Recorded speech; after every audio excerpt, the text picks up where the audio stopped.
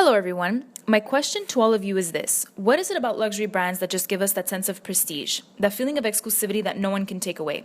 It's just like in that movie, Shopaholic. Come on, ladies, and maybe some men as well. You know what I'm talking about. When Rebecca Bloomwood walks into Henry Bendel in New York, and she's seen leaving the store with a huge smile on her face, like in this photo.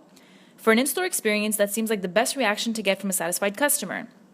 What about when we dig deeper into the digital aspect of luxury brands, specifically men's luxury fashion brands?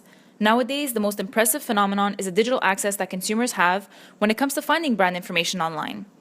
Historically, fashion has been the domain of women's wear. Menswear has always been slow-moving with very conservative changes. But at some point, approximately 10 years ago, fashion culture started to move over into menswear in a really big way. Let's dive in and look at the different categories of exclusivity in the men's fashion industry. Take note, most brands can be divided into 3 separate categories. So the first one would be luxury men's fashion brands, which is seen as offering the highest level of creativity and craftsmanship to their clientele.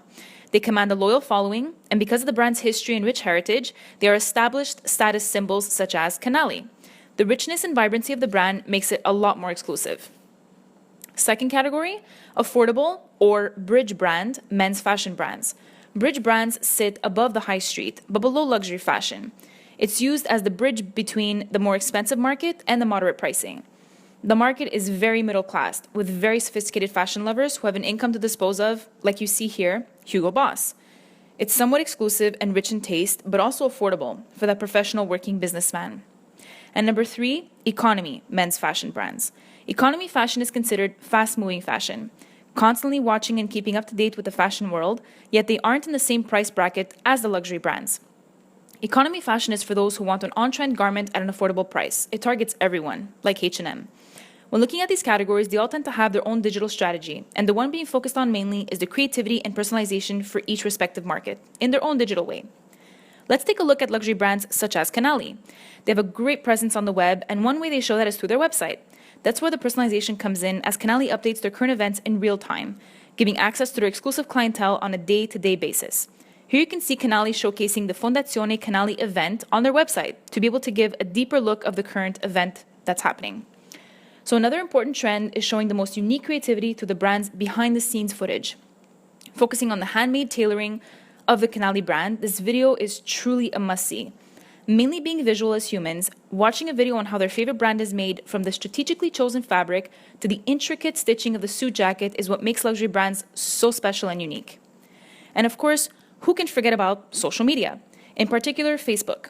Although luxury brands such as Canali like to keep their exclusivity to a minimum in-store, they are still aware that being visibly online is important. Canali has gone in a more humoristic type of content for their latest campaign by comparing runway models and basically to seasonal cocktails. That is a sure way to grab the attention of their 93,000 plus followers on Facebook.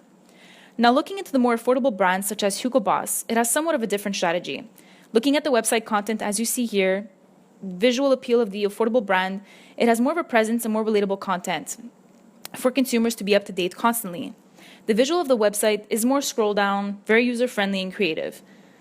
Customers who view this website can range from being completely computer illiterate to tech nerds. All this to say anyone can visit this website and not have trouble browsing. It's truly a big plus.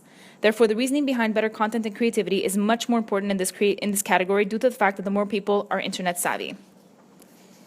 Content that is continuously being updated through social media keeps its followers in the loop, therefore feeling like a sense of belonging. An example of this would be the Lewis Hamilton campaign that was run by Hugo Boss, for example, as they followed him throughout Tokyo. The celebrity endorsement gains even more recognition for the already very popular brand. With Facebook being their strongest social media platform with over 9 million followers, they tend to post, I'd say 2 to 3 times a day, including the brand's other networking feeds, promotions, consumer feedback, and behind-the-scenes photos. But not as much as Canali. They tend to be a lot less exclusive and more out there engaging with customers.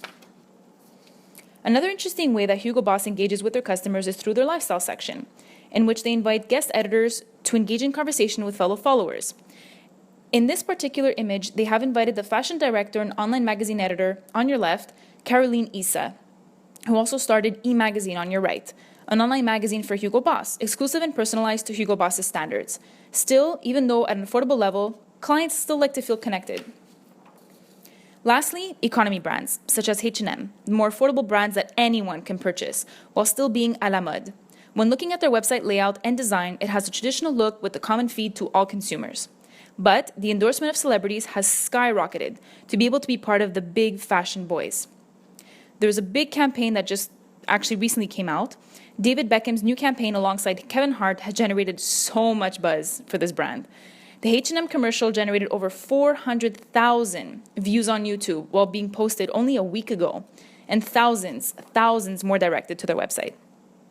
So when looking at the social media platforms for economy brands, young fashion customers readily use digital platforms to get information on trends, exchange experiences, or compare prices. Within these customer journeys, social media plays a key role, especially in this category of economy brands. Up to 35% of consumers indicate that they rely on recommendations and online content. H&M's Facebook page has over 23 million followers, posting 3 to 4 times a day. And they also engage in conversation. But when looking at the content posted here, it doesn't seem to generate as much as we would think. The content creativity in this case is quite low. They seem to be posting just a post. They know that although their followers don't like many of their daily posts, they're sure that the brand is being purchased by anyone and everyone, therefore being a lot less exclusive. Lastly, when looking at a famous magazine such as GQ and decide to write an article on your brand, it's a great way of exposure. British GQ wanted to support the British soccer star with his new Fall 15 campaign. This type of exposure from another party is also a great tool for economy brands. It keeps it more general and not as exclusive as many would think. So basically, to summarize, we can take a look at a matrix, and the luxury brand Canali is very strong in both creativity and exclusivity for their social media platforms.